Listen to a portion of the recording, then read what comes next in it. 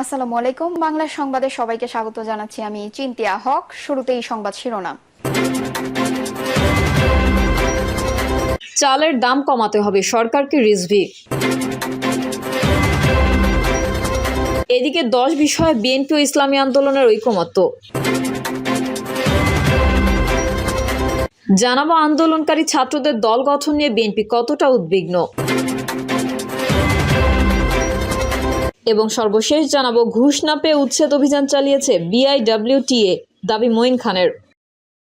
এতক্ষণ শুনছিলেন সংবাদ শিরোনাম, এবারে বিস্তারিত।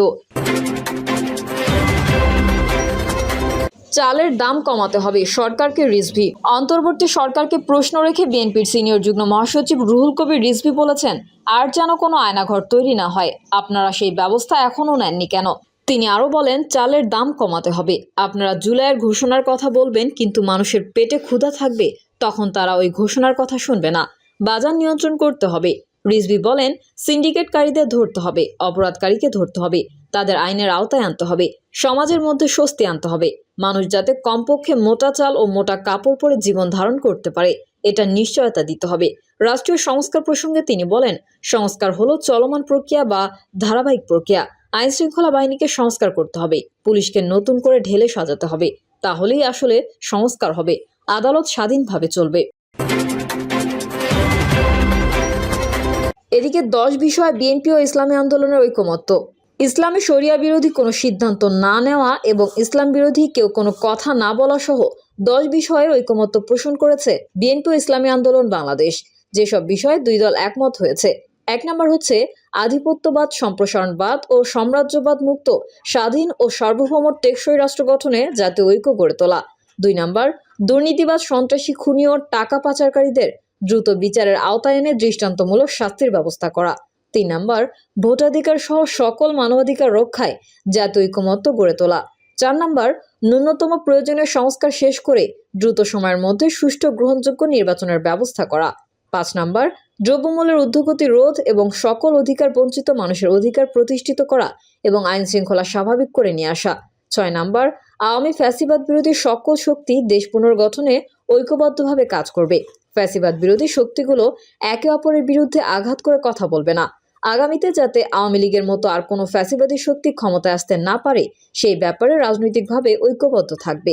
9 নম্বর ইসলামী শরিয়া বিরোধী কোনো সিদ্ধান্ত নেওয়া হবে না এবং ইসলাম বিরোধী কোনো কথা কেউ বলবে না। 10 নম্বর প্রশাসনে এখনো বিদ্যমান আওয়ামী ফ্যাসিবাদদের দোসরদের দ্রুত অপসারণ করা। আন্দোলনকারী ছাত্রদের দল গঠন নিয়ে বিএনপি কতটা উদ্বিগ্ন? বৈষম্যবিরোধী ছাত্র আন্দোলনের জেরে গত বছরের 5ই আগস্ট পতন ঘটে আওয়ামী লীগ সরকারের।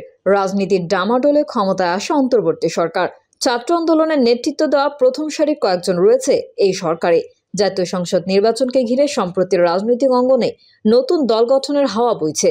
অন্তর্বর্তী সরকারে থাকা অবস্থায় ছাত্রদের দল গঠনের উদ্যোগ নিয়ে নিজেদের আপত্তির কথা জানিয়েছে প্রভাবশালী রাজনৈতিক দল বিএনপি।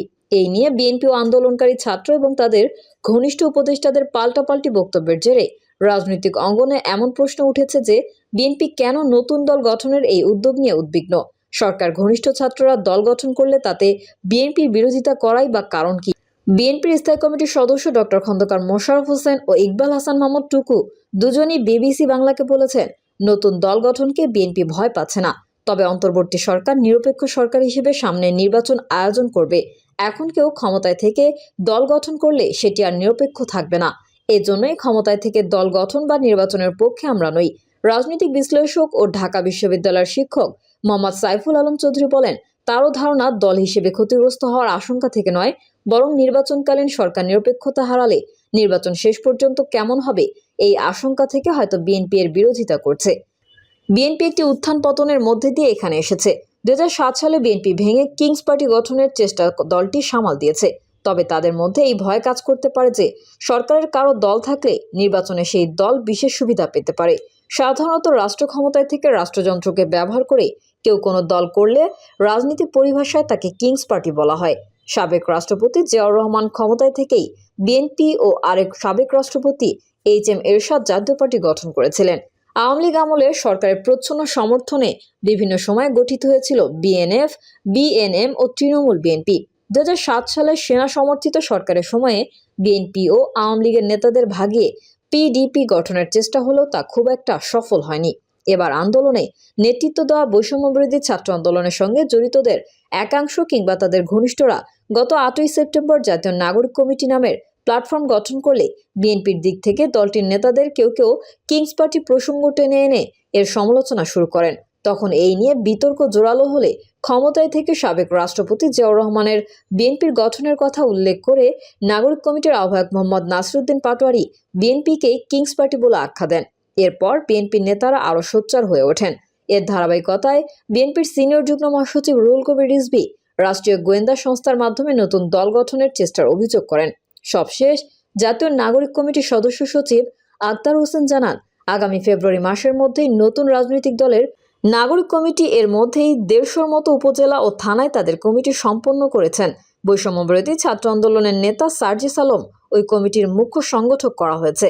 বৈষম্যবিরোধী ছাত্র আন্দোলনের দুজন সংগঠন নাহিদ ইসলাম ও আসিফ মাহমুদ অন্তর্বর্তীকালীন সরকারের উপদেষ্টা হিসেবে আছেন।